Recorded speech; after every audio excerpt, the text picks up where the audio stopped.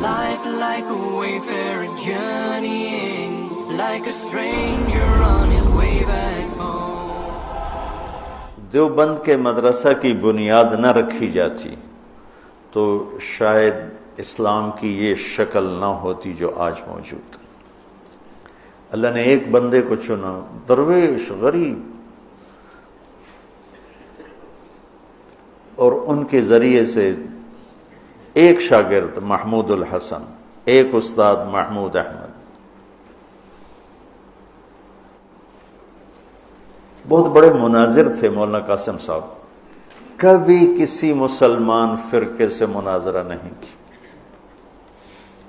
جنہوں نے دیوبند کی بنیاد رکھی انہوں نے مناظرے کی یوں نفی کی، ہم مناظر بننے کو ہی آج دین کی خدمت سمجھ رہے ہیں۔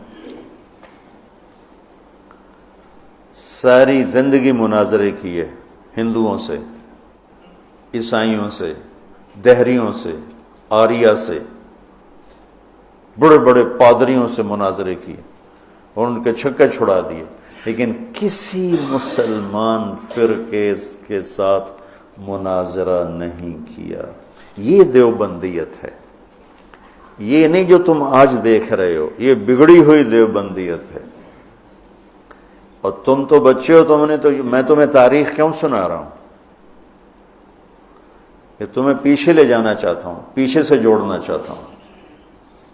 آج جس کا نام دیوبندیت ہے یہ بگڑی ہوئی شکل ہے کہ ہر چیز آگے چل کے آہستہ آہستہ زوال کا شکار ہو جاتی ہے۔ ورنہ کتنا مولانا رشید احمد گنگوہی پر کفر کے فتوے لگے، مولانا قاسم پر کفر کے فتوے لگے، حضرت تھانوی پر کفر کے فتوے لگے، کوئی ایک جگہ رد کیا ہو، کوئی ان کے مقابلے میں کوئی ویسی گالیاں نکالی ہوں اور ان گالیوں کے بدلے میں گالیاں دی ہوں، کفر کے بدلے میں کفر ٹھوکا ہو؟ پڑھو اپنے اکابر کی سیرت۔ مولانا اشرف علی تھانوی رحمۃ اللہ علیہ کی مجلس میں کسی نے کہہ دیا احمد رضا خان بریلوی، تو ناراض ہو گئے، میں اتنے بڑے عالم کا نام اتنی بے ادبی سے لیتے ہو، تم حضرت مولانا احمد رضا صاحب نہیں کہہ سکتے؟ حالانکہ انہوں نے کتنے بڑے فتوے لگائے کہ جو ان کے کفر میں شک کرے وہ بھی کافر، یعنی جو دیوبندیوں کے کفر میں شک کرے وہ بھی کافر۔ ایک علامہ صاحب بیان کر رہے تھے کہ طاہر القادری صاحب کافر ہیں چونکہ یہ دیوبندیوں کو مسلمان سمجھتے ہیں۔ وجہ کفر کیا کہ دیوبندیوں کو مسلمان سمجھتے ہیں۔ اتنے